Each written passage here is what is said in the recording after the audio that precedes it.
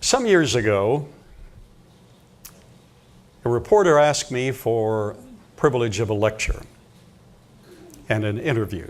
He said, I want to follow you wherever you go lecturing for a month.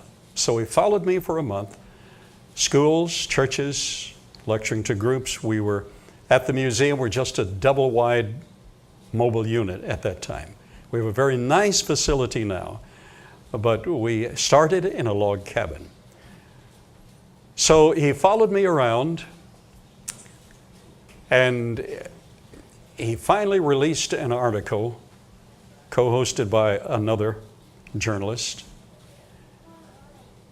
and it came out front page, Dallas Times-Herald. Dallas Times-Herald was then bought out by Dallas Morning News. Dallas Times-Herald was the additional paper, public newspaper in the Dallas area. Sunday edition, 600,000 subscribers. Saturday edition, it ran over to Sunday. Front page, full color. It was a picture of a quaint, fat little guy standing in the biosphere. That quaint, fat little guy was my wife's husband. Still is. And the article ran front page and 2 additional pages inside. And the article stated, Glen Rose is the scientific battleground of the nation.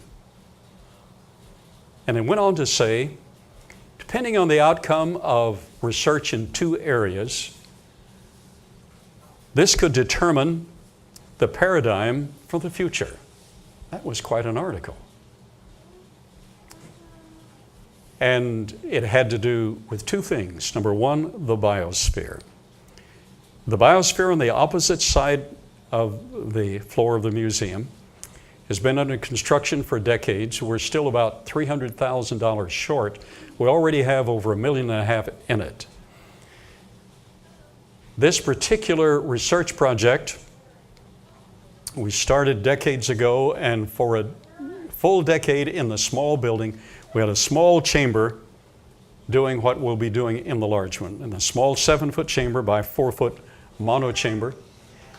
We simulated the conditions of the worldwide flood before Noah's day, of the pre-flood conditions before Noah's day.